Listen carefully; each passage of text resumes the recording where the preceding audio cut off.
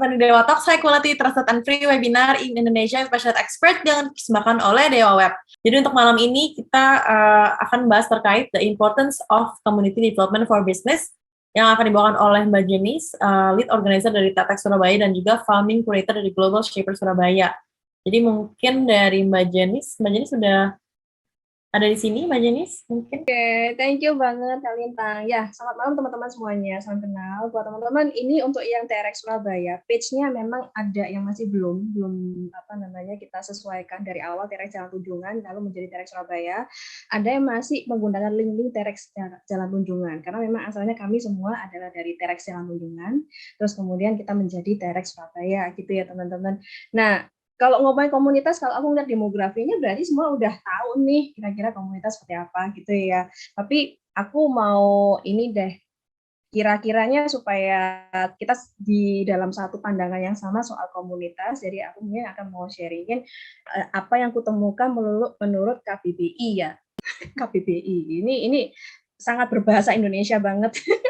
Iya, karena kalau kita nggak melalui dengan KBBI, otomatis kita pasti akan memiliki pandangan berbeda-beda soal komunitas. Nah, menurut KBBI, itu adalah komunitas adalah kelompok organisme, orang, dan sebagainya yang hidup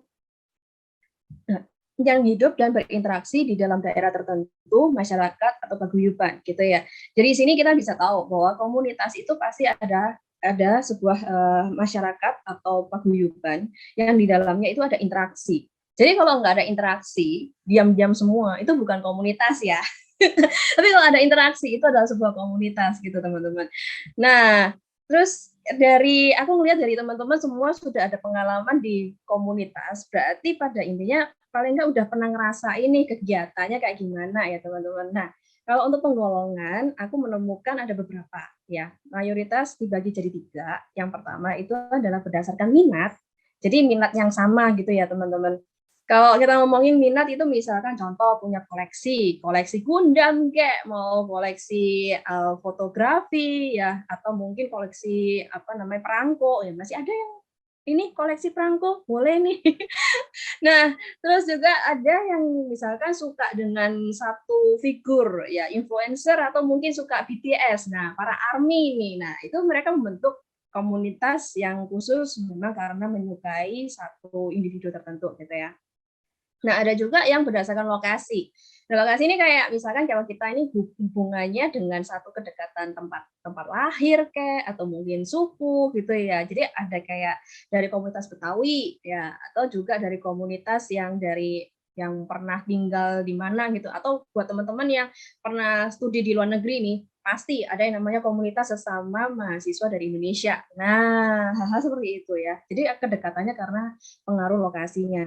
Ada juga karena kepentingan atau visi. Nah, kalau kepentingan atau visi berarti dimulai dari bahwa sesama teman atau dari kita saling kenal gini ya. Terus kemudian ngobrol-ngobrol, kayaknya ada sesuatu nih yang perlu banget untuk kita bicarakan lebih lanjut dan dijadikan sebuah gerakan bersama-sama gitu ya. Ini adalah bentuk-bentuk komunitas yang ada di masyarakat. Nah, jumlahnya ada berapa? Aku coba cari statistiknya, dan aku sempat coba untuk tanya ke kenalan saya di Kemenparekraf baru-baru ini, tapi terus terang datanya nggak terlalu valid, karena saking banyaknya komunitas yang di Indonesia, dan itu ribuan. Nah, kalau dengan jumlah komunitas ribuan, apa hubungannya dengan bisnis?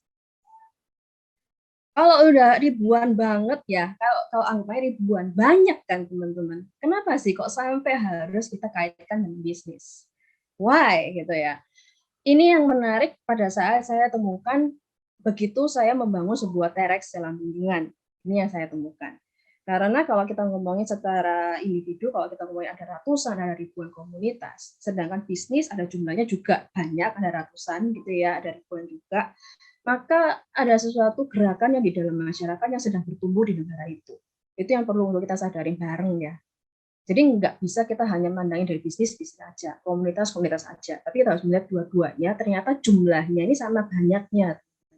Itu. Dan bahkan ada juga para pebisnis yang akhirnya membentuk komunitasnya. Jadi komunitas antar pebisnis itu ada gitu ya. Ada yang secara daerah sesama tinggal di daerah, ada juga yang menaungi seluruh Indonesia gitu ya. Nah, terus aku juga mikirin ya namanya orang kerja ya. Saya sendiri juga mendirikan sebuah usaha. Pasti mikirin, Deng, kalau misalkan dari bisnis itu maunya apa sih gitu ya. Bisnis itu kita ngomongin ada yang namanya produksi barang, ada produksi jasa. Tapi sebetulnya apa sih yang bisnis mau? Apa sih dari awal kenapa kok bisnis itu harus didirikan gitu. Nah, akhirnya yang aku temukan ada beberapa. Yang pertama adalah kita kepingin bahwa brand kita dikenal sama orang, atau kita sebagai founder kita dikenal oleh banyak orang gitu ya, supaya orang tahu bahwa kita udah melakukan ini loh, kita menghasilkan ini loh, produk ini loh gitu ya. Ada juga kita punya pandangan, kita kepingin penetrasi ke pasar supaya banyak orang memakai barang kita, ya kan? Pasti dong gitu ya. Nah, terus juga kita juga ada kepingin supaya kita punya pelanggan baru. Kalau dengan pelanggan yang ini aja jumlahnya segini, padahal Indonesia itu ada berapa juta penduduk gitu ya. Kok rasanya kurang ya? Kita kepingin nambah pelanggan baru gitu loh. Nah, ada juga pandangan yang baru teman-teman. Nggak cuma 3 ini aja. Kalau 3 ini sudah sangat umum sekali kita kenal.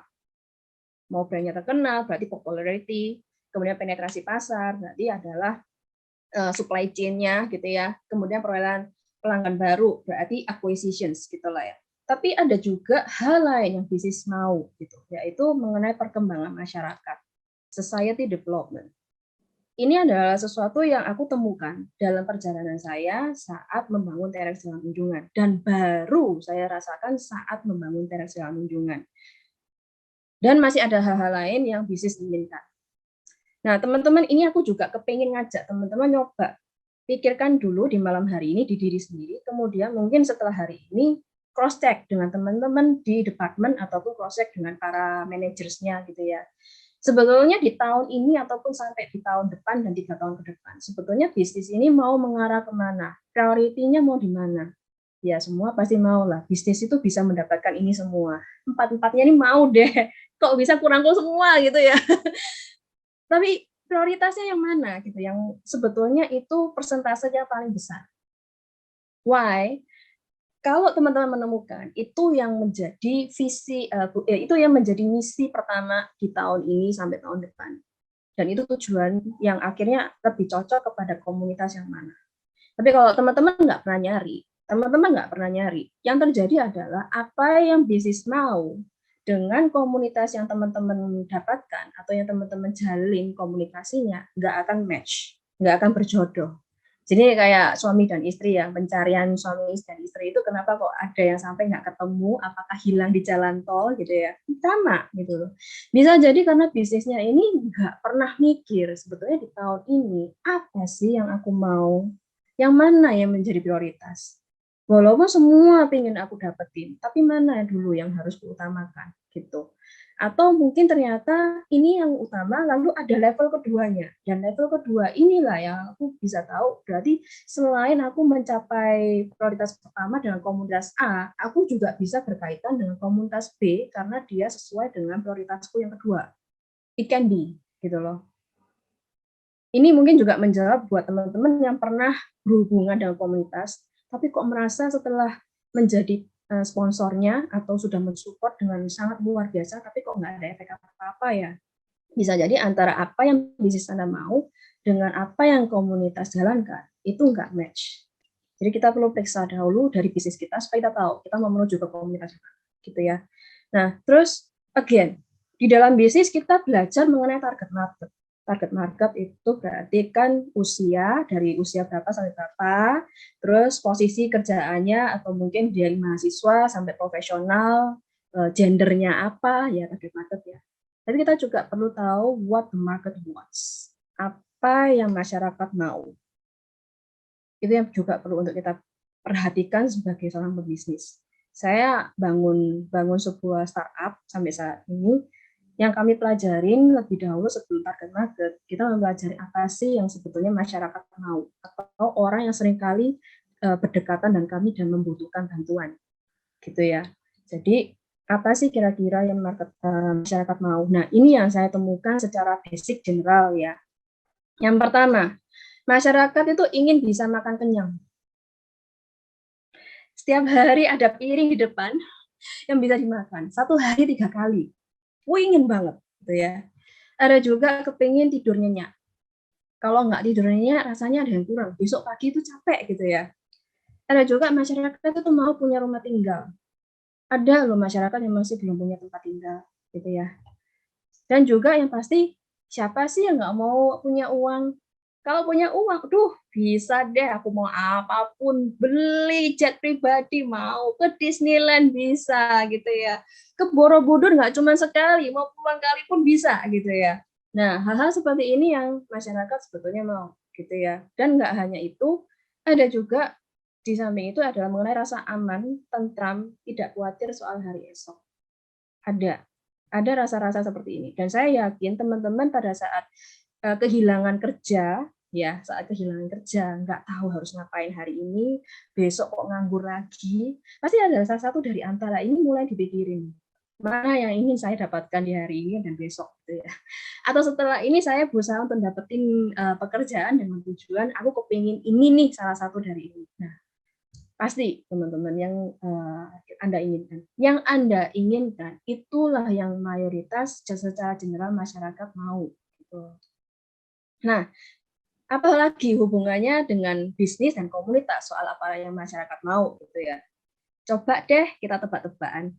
Yuk, Anda yuk, mau ya? Coba ya. Oke, aku coba cek di chat juga. Barangkali teman-teman ada yang menjawab. Silakan aja. Oke. Jika Anda lapar, lalu apa yang Anda lakukan? Oke, makan. Oke. Kalau nggak bisa makan,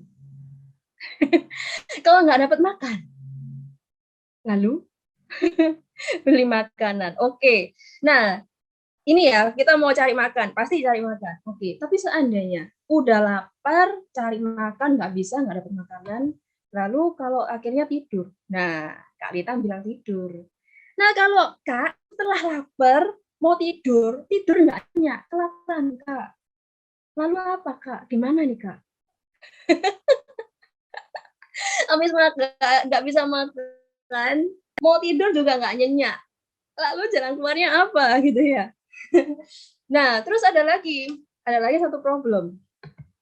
Kita mencoba untuk tidur nyenyak nih, tapi masalahnya kita nggak punya rumah.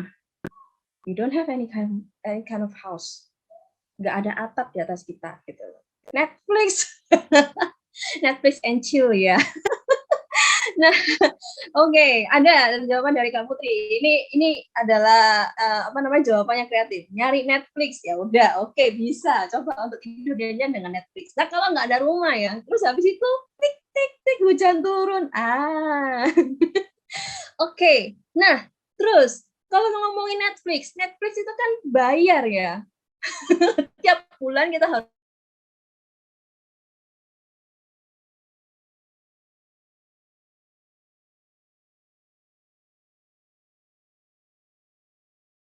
seperti cari kosan. Nah, cari kosan juga perlu ya. Kita nyadarin bahwa tiap bulan kita harus bayar gitu. Cari freelance. Nah, cari freelance.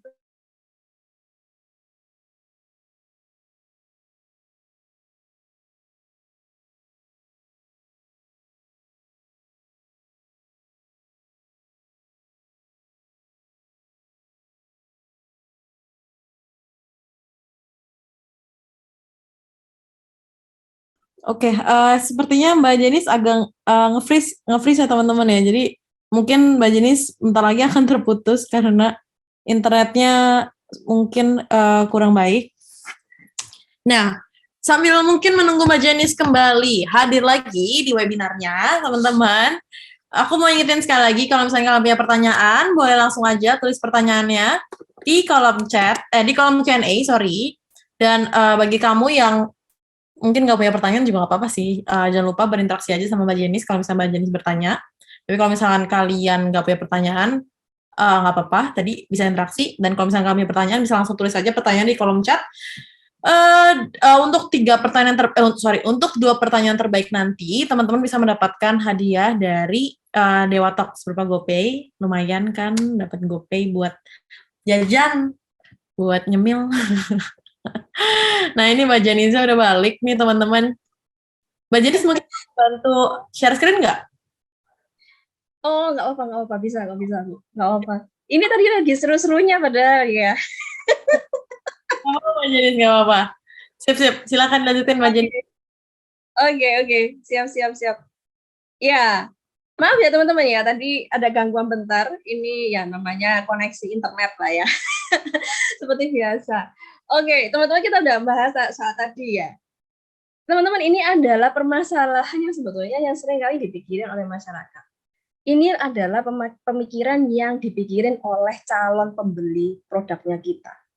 Sebagai orang pembisnis, kita harus tahu calon pembeli kita itu juga masyarakat. Itu adalah orang biasa, orang umum, yang mereka juga memiliki rasa kekhawatiran seperti ini, teman-teman.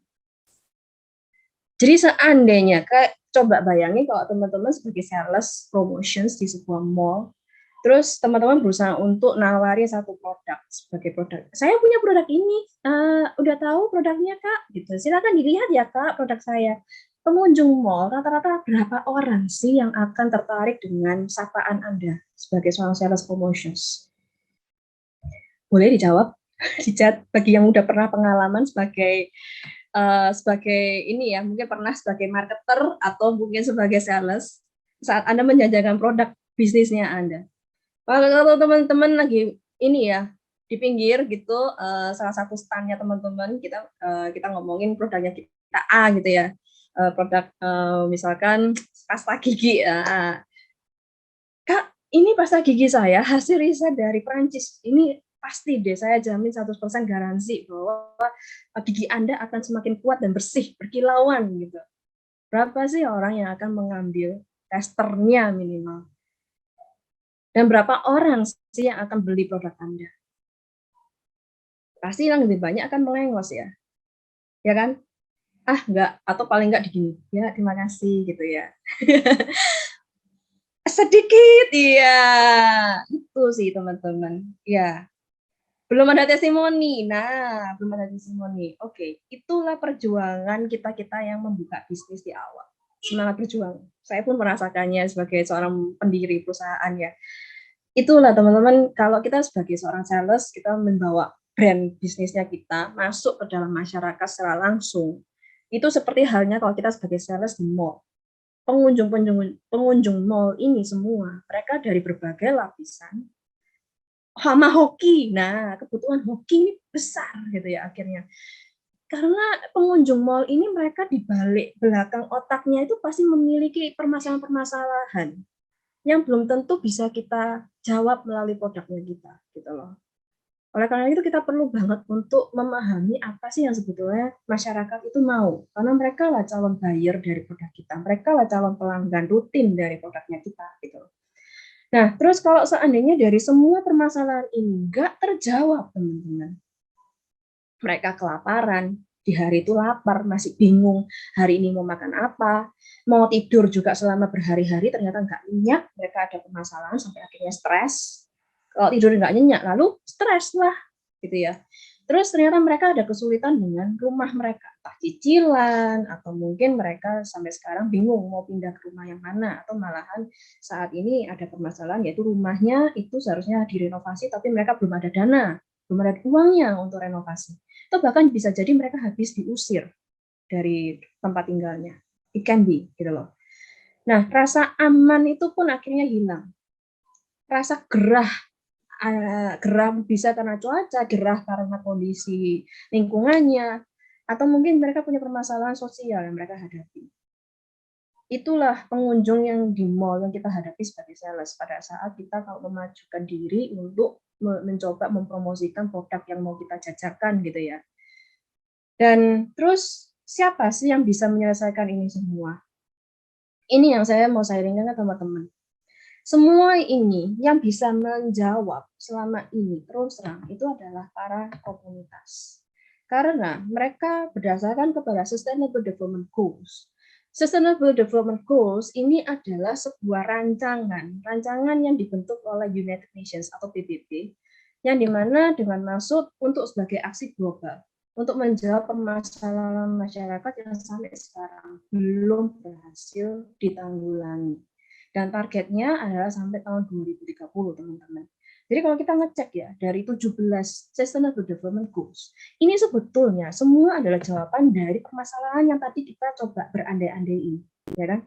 mengenai kemiskinan, kelaparan, kesehatan, pendidikan, kesetaraan gender, air, energi, dan kawan-kawannya, termasuk mengenai perdamaian dan kemitraan. Dan salah satu yang di nomor 11 itu adalah kota dan komunitas yang berkelanjutan. Jadi semua permasalahan masyarakat itu dicoba untuk dirangkai oleh United Nations dan jadilah 17 Sustainable Goals ini yang akhirnya dicanangkan bahwa ini harus dilakukan, termasuk oleh Indonesia ya. Dan targetnya 2030. Sebetulnya sudah dari 2015 itu ada juga Paris Agreement yang targetnya untuk 2050, tapi dipercepat menjadi 2030 juga, gitu ya. Dengan maksud apa? Karena udah kelamaan, kita udah terbiasa dengan apa yang selama ini kita lakuin adalah produksi barang untuk bisnis, tapi kita tidak pernah menyelesaikan permasalahan masyarakat. Nah, yang selama berdekade, 20 dekade, 30 dekade, kemarin ini yang masih setia untuk menjawab permasalahan masyarakat, itu justru adalah komunitas. Saya ambil contoh dari masyarakat untuk masyarakat ya. Contoh yang ada di lingkungan yang circle-nya saya kenal, ini mereka rata-rata ada di Surabaya.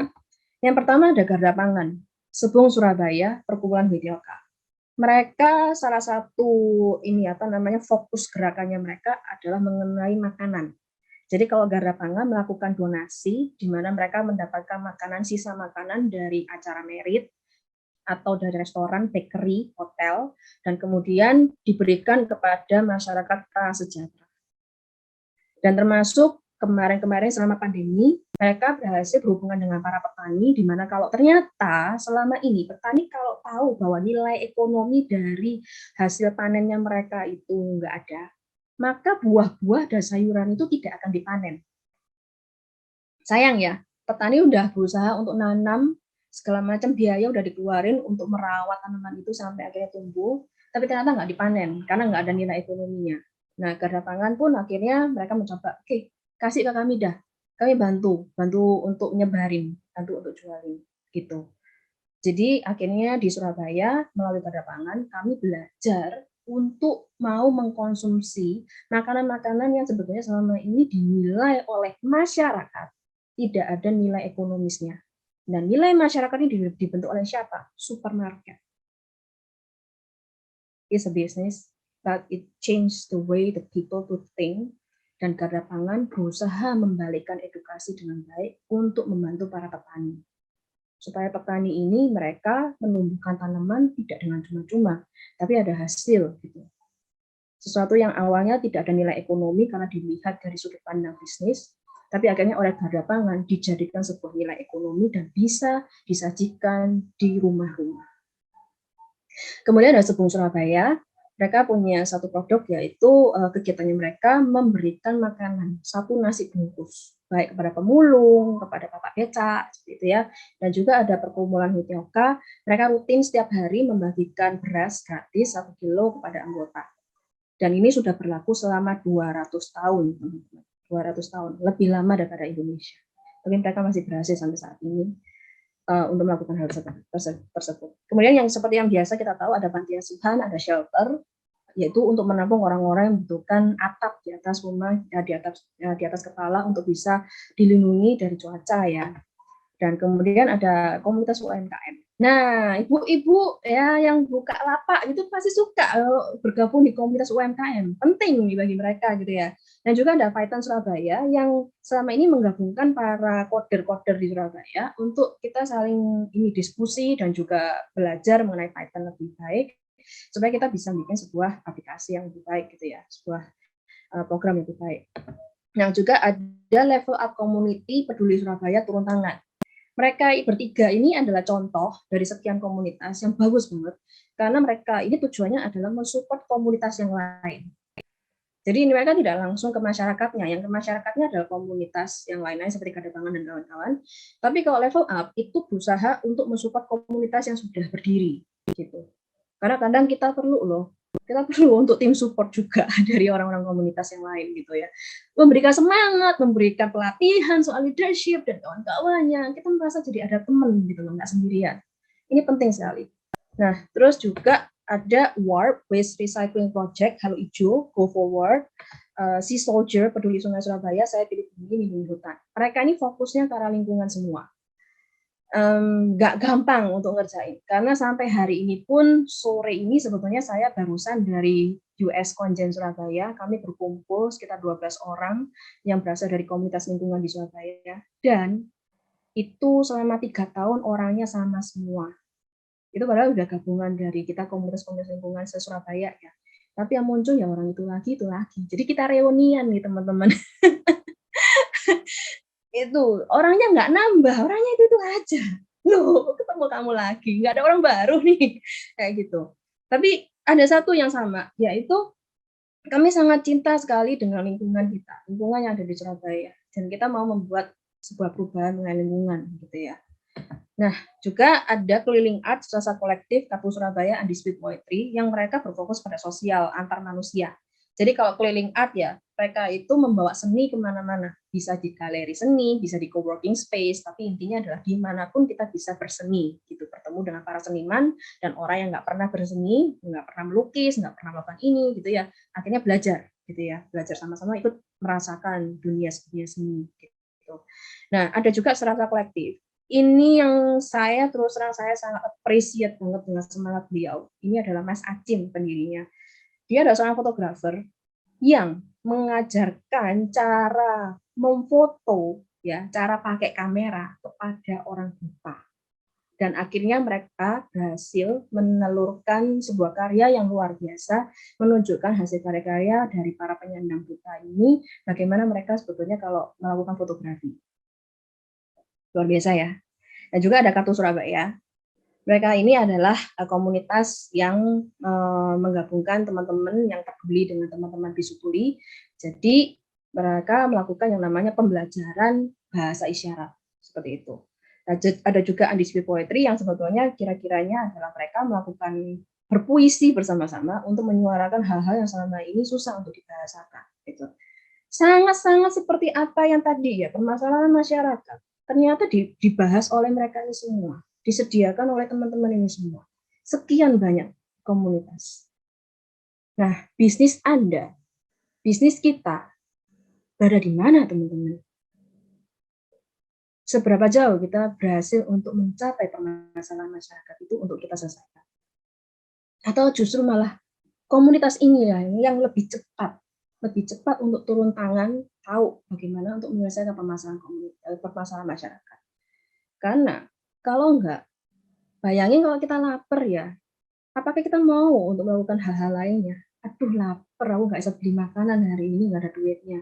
Terus kita tiba-tiba ditawarin nih produk ini, produk itu, yakin mau beli, paling kita maaf ya nggak ada duitnya, aku aja susah untuk beli makanan gitu.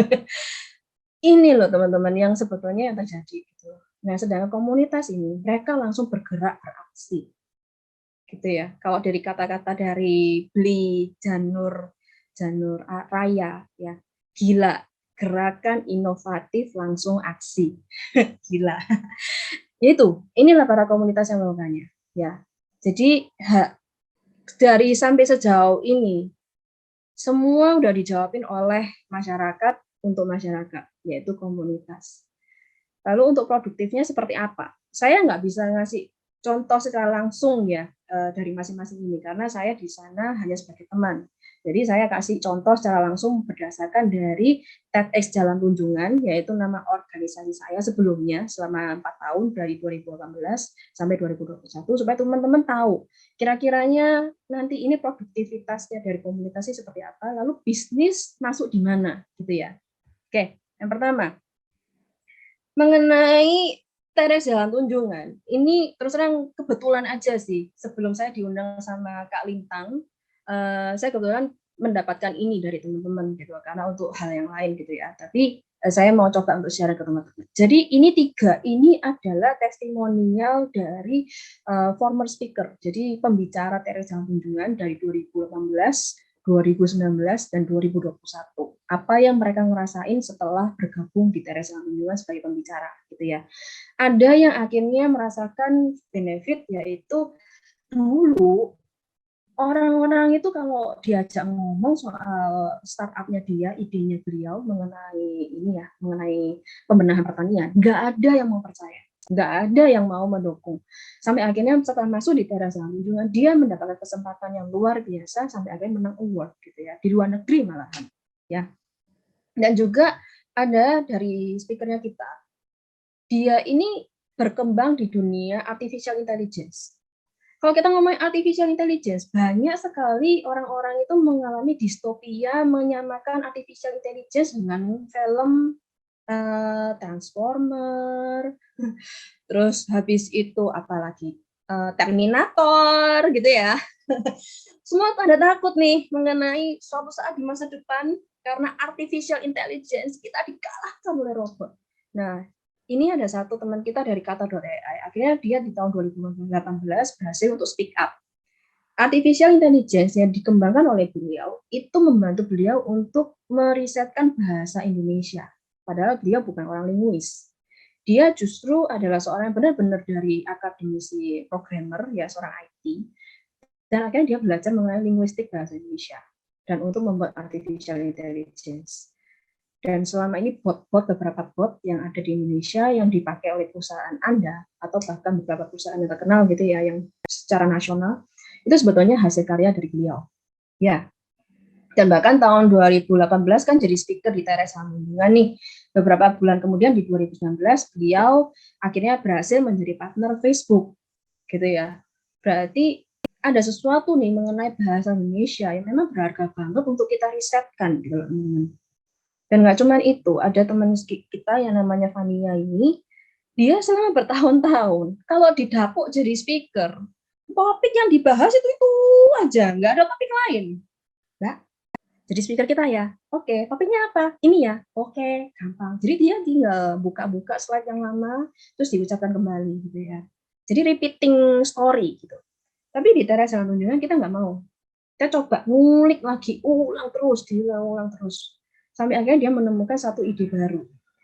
Oh iya ya, ada potensi di komunitas yang saya kembangkan ternyata di sini ya, gitu ya. Terus akhirnya menjadi sebuah ide yang bisa di-sharingkan kepada banyak orang, dan itu bisa membantu teman-teman pada saat melakukan pembenahan komunitasnya, gitu ya. Jadi inilah benefitnya kalau sebuah komunitas itu produktif. Nah, terus ada juga yang lain dari segi peserta. Peserta itu luar biasa deh, pesertanya Teras Junjungan. Kami kemarin itu waktu bikin semacam gimmick gitu ya, kita bakalan pamit nih, langsung peserta langsung throwback semua.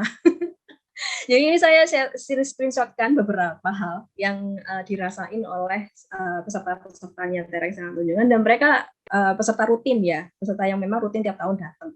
Jadi mereka ngerasain banget apa yang dirasakan kalau sebuah komunitas seperti Teras itu rutin tiap tahun ada gitu. Bahkan sampai yang ini yang saya baca ya, I survive creatively in the middle of pandemic also because waiting for your events. Teras Junjungan itu. Jadi ini adalah sesuatu hal yang menarik pada saat saya membaca beberapa testimoni dari para peserta. Bahwa kita ngerasa bahwa wah, ternyata peserta kita itu memperhatikan banget ya dari apa yang kita sajikan gitu. Dan juga ada selasa kolektif. Ini ternyata di balik story-nya dia yang tadi saya sempat cerita, yaitu Kak Acim, di mana dia mengajarkan fotografi kepada orang buta. Ternyata momen kami membawa maket beliau, sketsel beliau yang sangat besar itu ke Teras Junjungan sebagai sebuah experience, kita pertontonkan ke semua orang bahwa orang buta bisa loh melakukan dokumentasi foto. Itu adalah momen terakhir dari selasa kolektif. Karena setelah itu karena cuaca, jadi ini sketselnya itu lapuk, rusak, dan nggak bisa diterusin sampai sekarang, gitu ya. Jadi mereka terpaksa harus hiatus.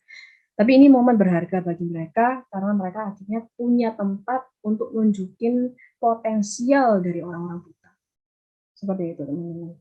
Jadi ya banyak produktivitas yang dilakukan Teras Junjungan, termasuk salah satunya ini kita mengadakan yang namanya sharing edukasi, sharing knowledge dari pengalaman, dari apa yang kita ketahui, nggak cuma sekedar sesuatu yang memotivasi, tapi benar-benar komprehensif banget dengan tujuan kita men-sharingkan ilmu. Dan bahkan kita ada yang namanya gathering. Gathering ini mengumpulkan semua, nggak cuma relawan dengan peserta, tapi juga relawan, peserta, speaker, dan partner. Semua kita kumpulin jadi satu sebuah gathering, dan kita di situ sharing our story gitu loh. Dan ini makanya sampai dikatakan oleh satu teman saya ya, Teres Jalan Tunjungan itu ya C, dibilang media lebih daripada media. Dibilang event organizing lebih daripada event organizing. Kayak gitu teman-teman. Dan ini yang asiknya lagi akhirnya ya, inilah yang kami rasain, produktivitas dari para relawan. Jadi kalau kita bilang generasi C adalah generasi yang rebahan, enggak kok.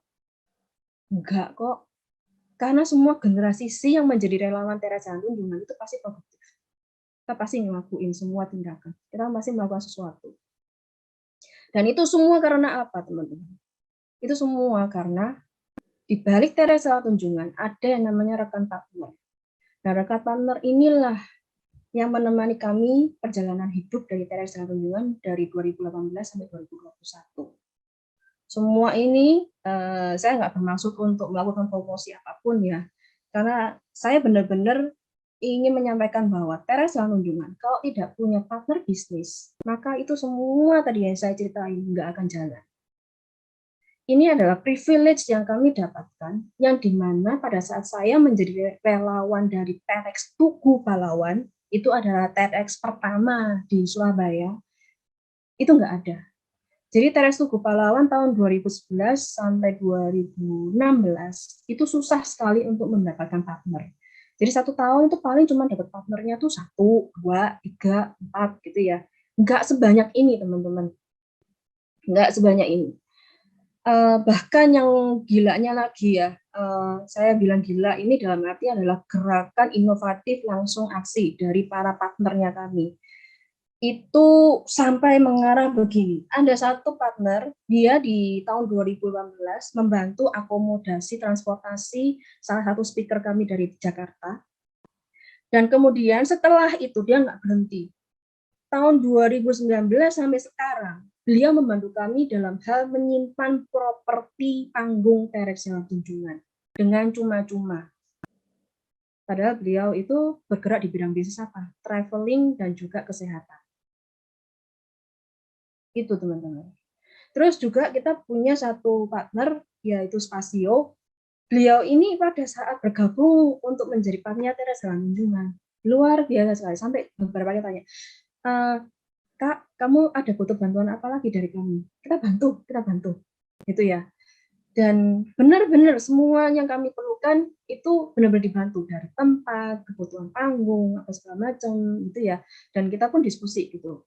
Dan pernah saya diberikan masukan, Kak, untuk penyajian panggungnya nih ya, lain kali saya kasih masukan apa ya. Gimana kalau dibikin gini. Oke. Jadi di event berikutnya, kami ada perbaikan cara untuk menyajikan sebuah panggung dengan baik, dengan layar presentasinya gitu ya. Jadi itu pernah dilakukan oleh Spasio, salah satu manajer dari Spasio. Terus kemudian di samping itu juga ada US Congen. Ya, US Congen ini bahkan sejak dari tahun 2018 itu membantu kami dalam penyediaan tempat. Dan nggak cuma itu, bahkan membantu kami mendatangkan seorang speaker dari NASA Amerika.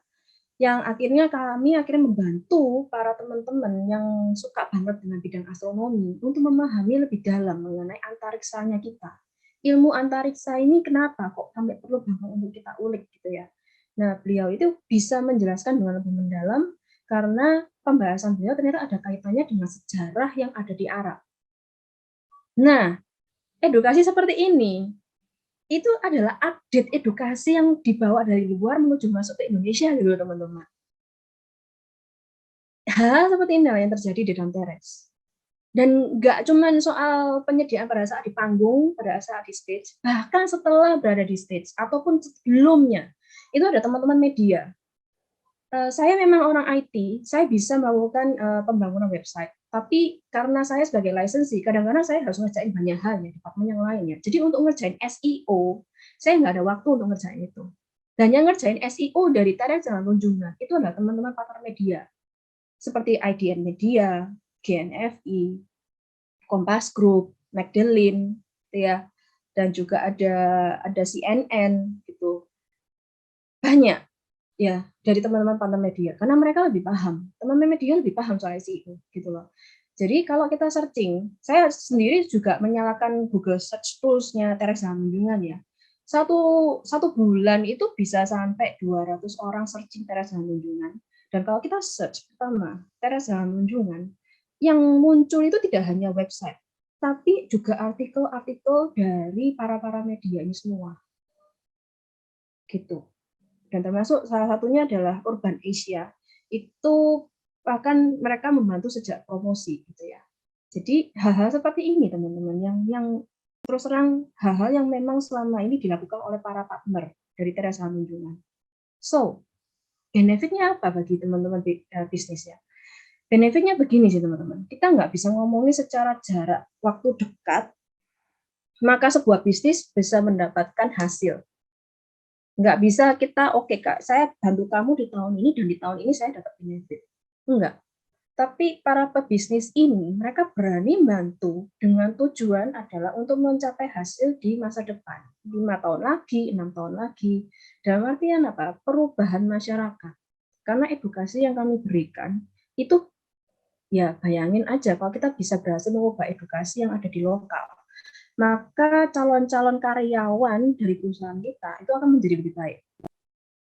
Terus juga ada hal yang lain, yaitu awal dulu ada satu partner, nggak tahu nih apa yang bisa dikerjakan oleh Terex dengan kunjungan dengan bisnis saya. Setelah beberapa tahun, dia akhirnya baru tahu, oh ternyata bisa ya ngangkat ini ya. Jadi akhirnya apa? Peserta kami nggak tahu loh kalau sebetulnya yang kami sajikan itu adalah produk dari partner. Karena kami bisa berhasil membuat sebuah soft marketing, bukan soft selling ya, soft marketing, di mana yang kami kedepankan itu sebetulnya partner, tapi peserta nggak perlu tahu kalau mereka adalah partner. Jadi pada saat Anda, anggap aja Anda sebagai seorang salah satu perwakilan dari partner kami ya, itu nggak akan seperti di jidat ini diplesterin nama brandnya teman-teman gitu. Nah akhirnya peserta akan mendekat pada Anda, gitu loh. Tapi selama ini teman-teman kalau ada di mall, kenapa kok pengunjung pada ngelewatin, nggak ada yang mau deketin, kok malah kayak disenyumin senyum garing gitu ya? Karena kalau kita maju, di jidat ini udah diplesterin nama brand, jadi tolak lah. Tapi kalau di Tera Jangan Tunjungan, enggak. Dan itu semua kita lakukan secara nggak perlu lah sampai teman-teman nunjukin kalau kamu dari brand mana. Tapi biarlah yang muncul itu adalah knowledge Anda sebagai seorang partnernya kami. Storytelling Anda sebagai seorang partner kami, yang dimana nanti ke depannya para peserta dari Tera Jangan Tunjungan, teman-teman dari Tera Jangan Tunjungan yang dari publik, mereka akan tahu soal Anda sama-sama. Hal-hal seperti itu.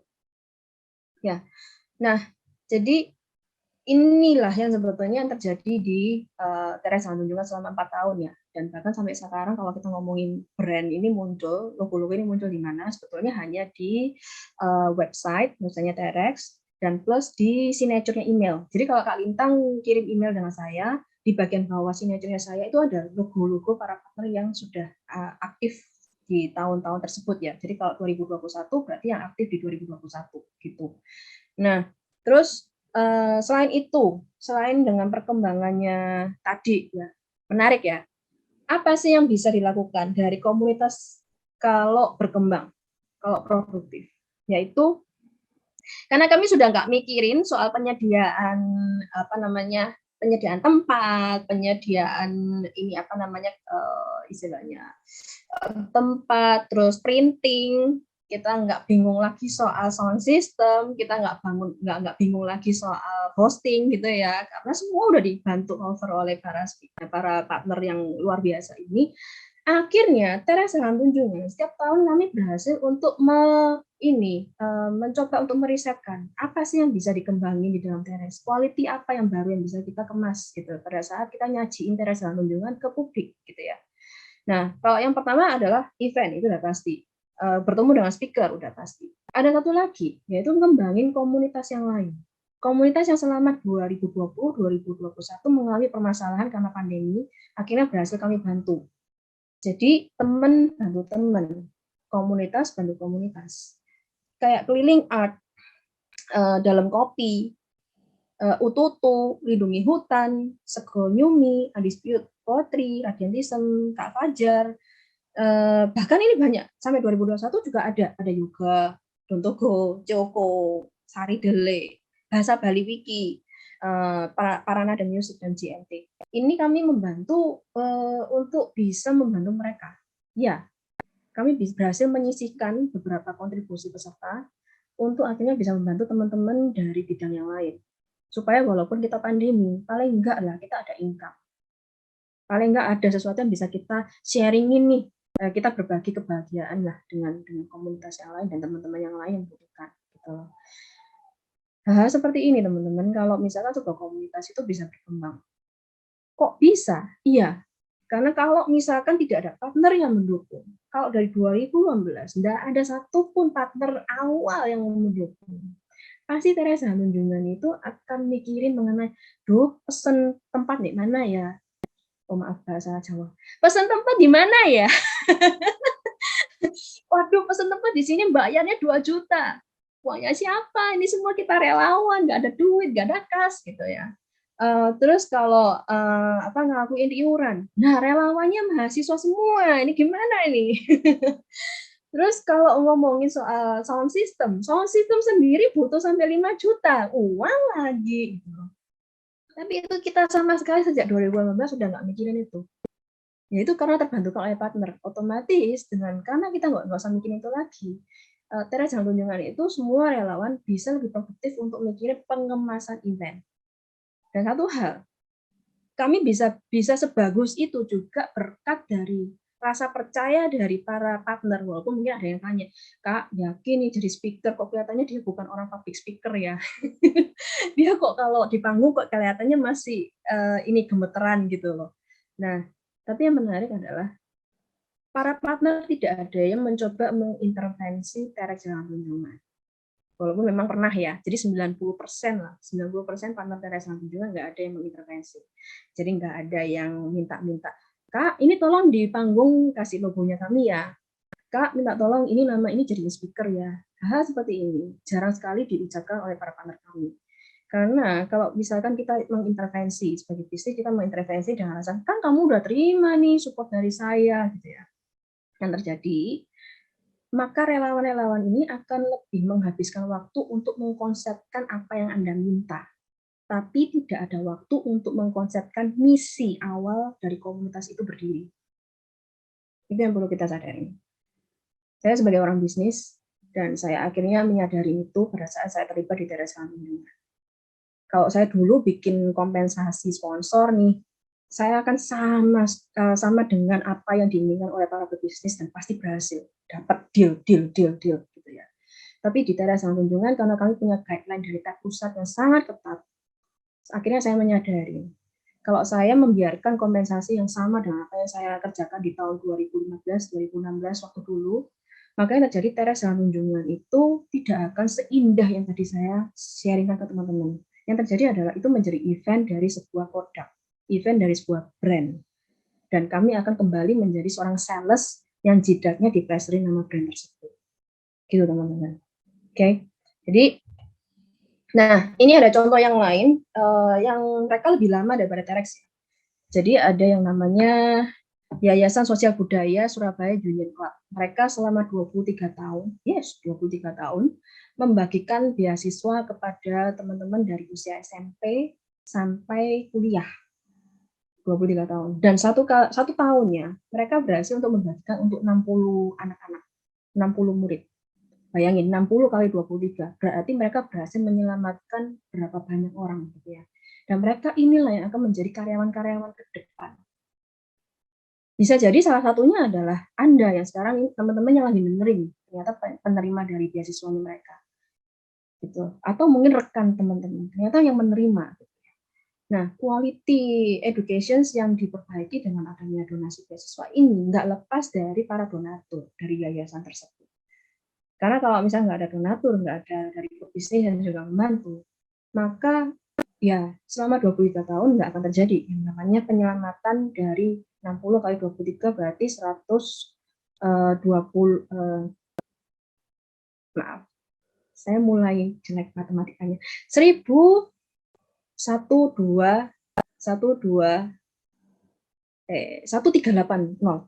1380 orang. Nah, 1380 orang nggak terselamatkan. Tapi mereka berhasil menyelamatkannya selama 23 tahun. Nah, terus juga ada WTOK.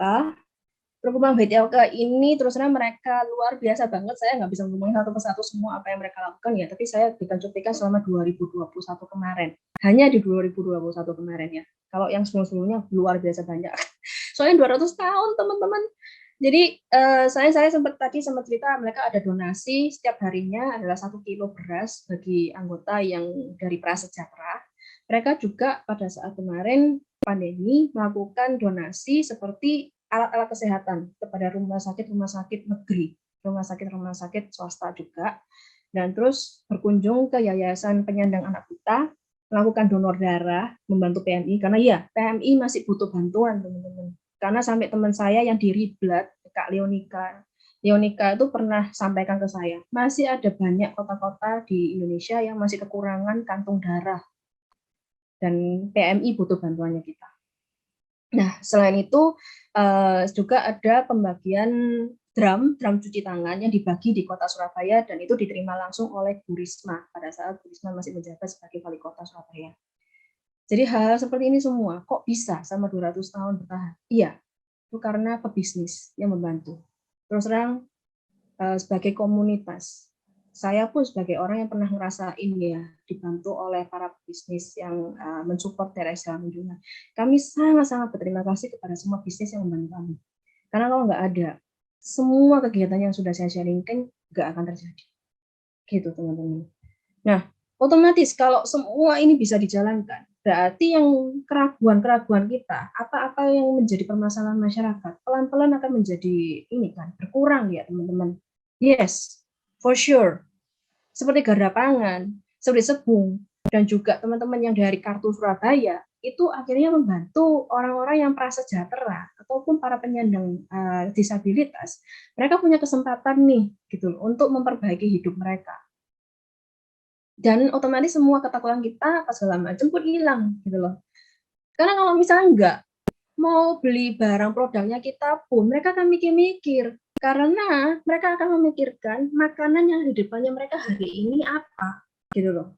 Kalau mereka sudah nggak mikirin itu, ya otomatis bisa gitu untuk mencapai apa yang kita inginkan, menjadi calon pelanggan kita, menjadi calon konsumennya kita. Mau penetrasi ke pasar pun berhasil, mau untuk ada akuisisi juga berhasil, brand Anda pun juga terkenal. Nah itu semua gitu ya. Jadi kalau kita ngomongin kembali mengenai bisnis kaitannya dengan komunitas, itu bukan kayak berseberangan, tapi berjalan bersama-sama gitu teman-teman. Jadi kayak tangan yang bersatu gitu ya.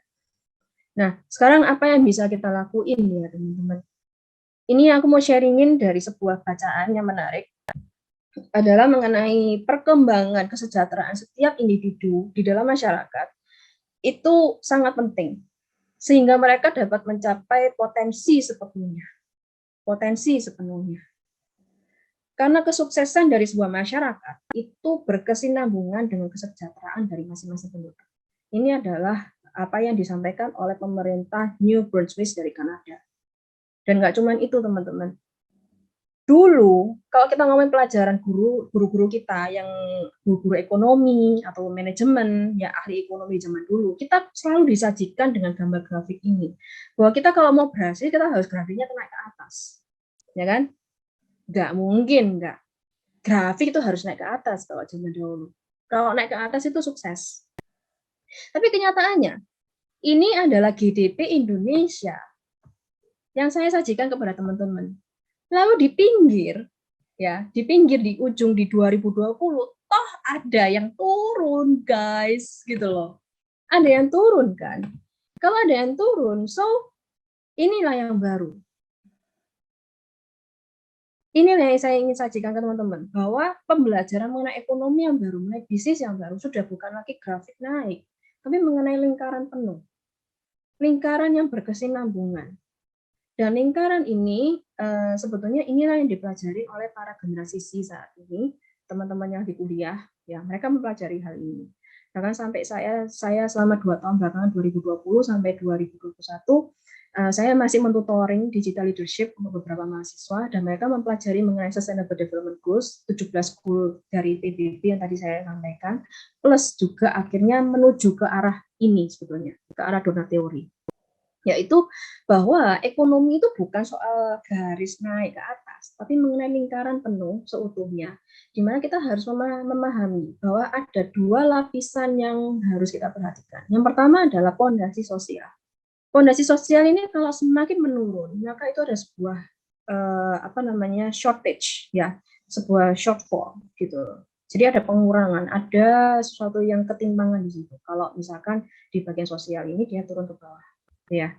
Nah, terus kemudian ada lapisan luar, bagian kulit itu adalah ekologinya, ya lingkungan, hewan gitu ya. Kalau sampai dia naik ke atas, itu berarti terlalu over, berlebihan.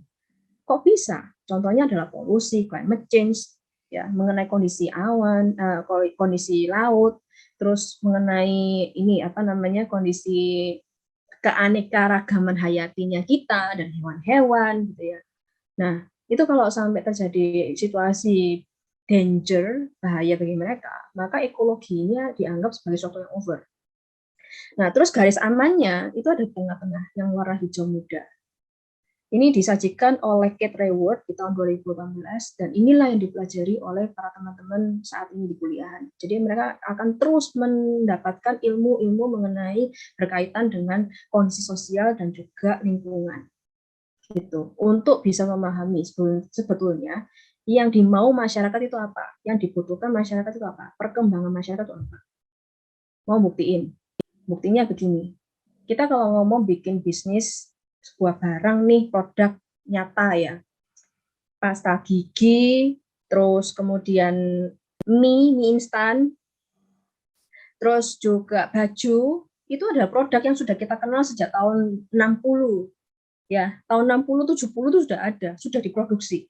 Berarti tahun ini, tahun 2022, berarti produk-produk itu sudah gampang banget kita akses. Bukan barang baru.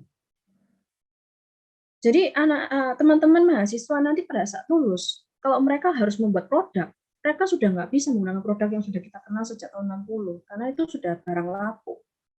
Jadi mereka akan membuat produk-produk baru yang berkaitan dengan barang-barang ini, berkaitan dengan sosial, berkaitan dengan lingkungan. Oh nggak gitu, mereka akan saingan dengan teman-teman yang sudah brand-brandnya cukup gede, ya para ya gitulah. Mereka yang memiliki ini perjalanan bisnis yang lebih panjang dari kita yang sudah sejak tahun 60, tahun 70 ya. Nah, seperti itu teman-teman. Nah, inilah yang sedang dipelajari oleh teman-teman yang di generasi C dan ini hari ini saya sharing ke teman-teman supaya teman-teman mulai mikir ini. Kira-kira ke depannya bisnis teman-teman mengarah kemana? Kembali lagi, apa sih bisnis yang Anda mau?